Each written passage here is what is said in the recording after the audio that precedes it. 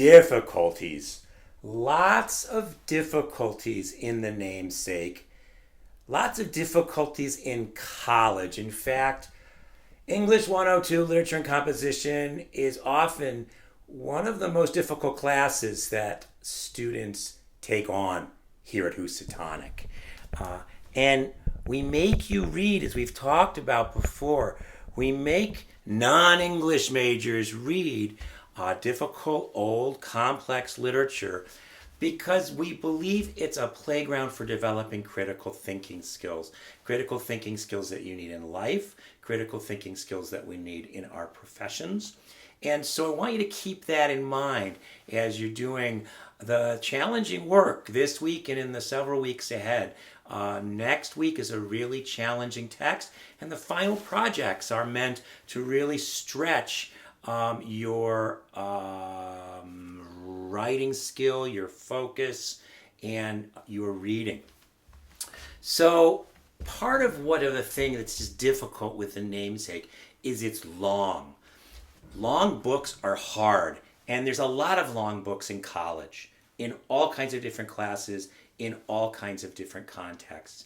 And so to be successful, to graduate, to pass the courses, college students have to develop tactics for dealing with a stack of books, a really, really long stack of books.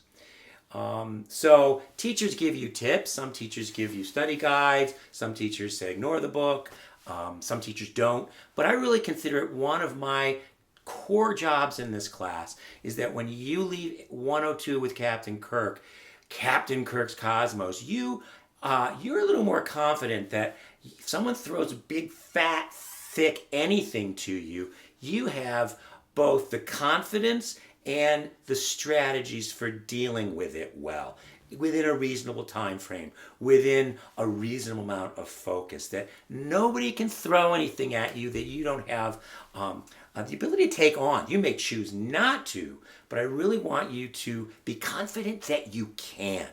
And that's why I insist on this long novel. And I only give us 2 weeks to work on it, to force us, to invite us, to develop some strategies for dealing with these with long books. And so I think college students who are effective, and academics and scholars and executives, really develop these two sort of critical thinking strategies. And one of them, the first, is the ability to zoom out. To zoom out and survey the whole territory. And to do that with a novel of 12 chapters, we use skimming, we use selective reading, we limit our time, 10 minutes of reading, and so on and so forth. And we also use this work of outlining, of really quick summaries. What else did I put on my book? Scanning, overviews. Wikipedia pages can be useful. Cliff's Notes can be useful because they just have quick, short little descriptions of what goes down in the plot, of what's happening. Timelines and chronologies can be very helpful. And in Lahiri's book, she gives us dates. She's really inviting us to see the 30, 40 years, the lifespan of a family, of Gogol's, before he's born to when he turns 30-something, I guess. She's inviting us to look at this long chronological frame.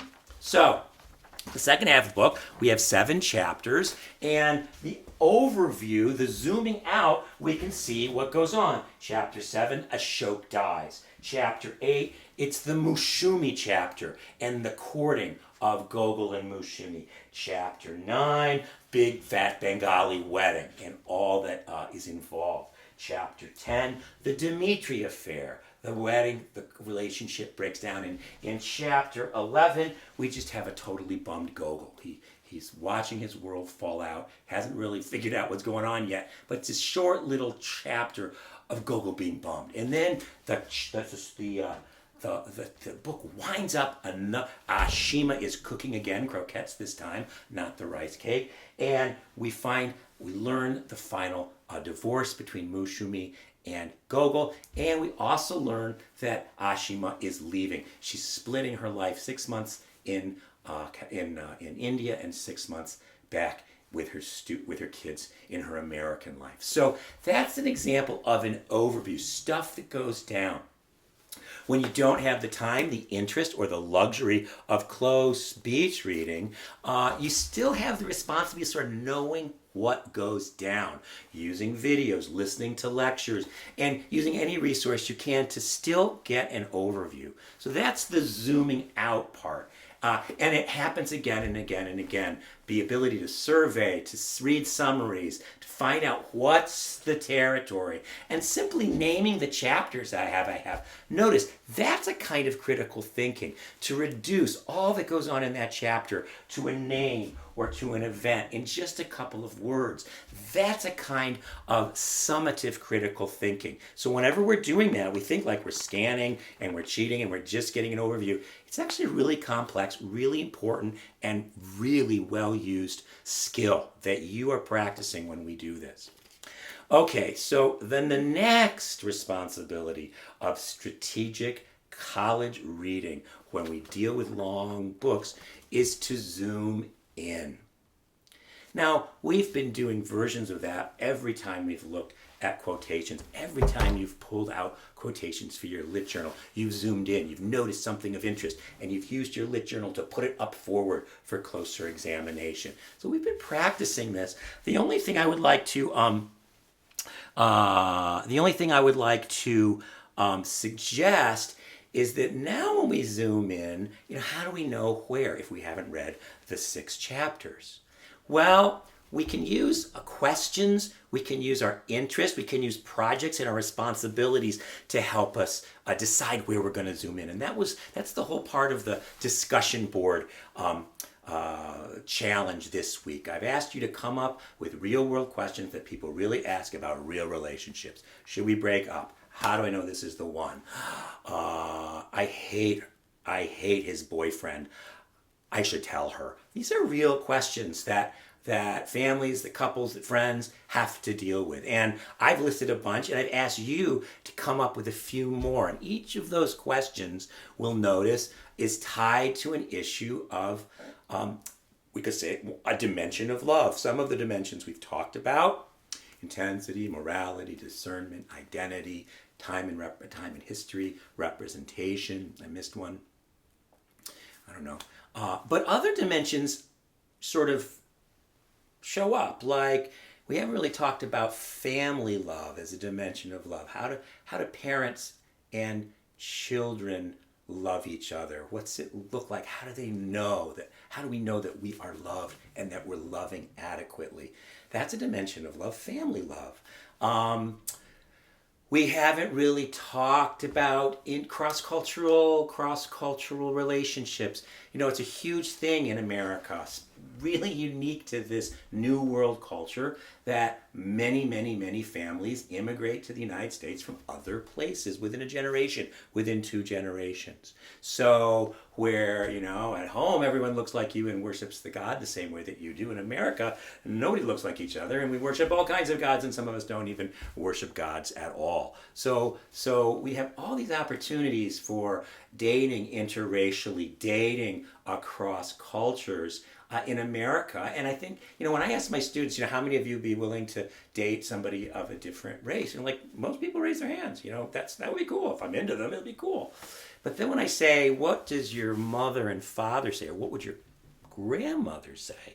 There's all of a sudden these complex issues, because sometimes our families, don't approve of the directions that our hearts might take. It brings up all kinds of issues about the independence of couples with relationship to their extended family and what that looks like.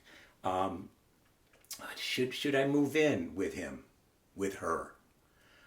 Or should we wait till we get married? I don't think anyone asks that question anymore, but the question we do ask: should we get married at all? Why do we need to get married? What's the deal? We've been together, it's working, why bother?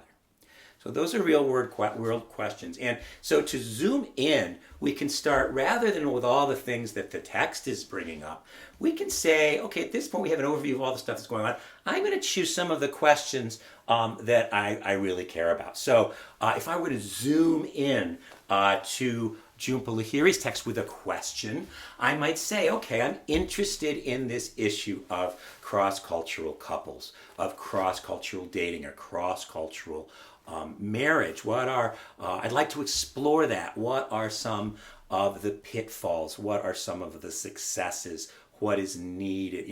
What can I look at? And so obviously there's a lot about cross-cultural marriages in Jhumpa here, or at least they're couples. Gogol dates Maxine. Middle class, dark skin, brown skin Gogol dates very rich, very white, very blonde Maxine. And it's interesting to look at their dating life. It's just interesting to look at shortly after he brings her home, he breaks up with her, doesn't go very well. He separates his culture of origin from his culture of aspiration. Those great, so that, we go to 6, we dip in and we can look at that relationship. Later, Gogol dates Mushumi, from another immigrant family, a woman that he's known since he was so he's going to date a same culture relationship. But Mushumi previously, she's dated white guys too. In fact, she didn't only date a white guy, she was engaged to this guy Graham, and very involved, and broke up with him just weeks before her wedding. So we have 2 examples of cross-cultural dating, both, by the way, unsuccessful. So if I want to dip in and look at this in a zooming in, I'm going to turn to the Mushumi chapter, and I think it's on page 217, and I'm going to say, okay, what if I were going to dip into this information to find a quote? Previously, I'm going to use the quotation from my lit journal, but more importantly, I'm going to use quotations in my final project. So I've only got 4 weeks left to school, or maybe 5. So I'm not wasting any time. I'm going to use all my reading, all my studying, all my Captain Kirk time to get myself prepared and oriented to that final project. So I have enough breathing time, I can be successful, and I can leave the semester feeling proud of myself for doing this very challenging, very interesting, and very useful task. All right, so we've talked about zooming out, we've talked about difficulties. I'm going to come back in just a few minutes, and we're going to zoom in, and we're going to talk about how to deal with a longer quotation in a lit journal, or more importantly, in an essay, how to use ellipses, and how to write an IIET paragraph. We've talked about that before, but I'm going to review it right now. So I'll see you in just a couple seconds in the next video.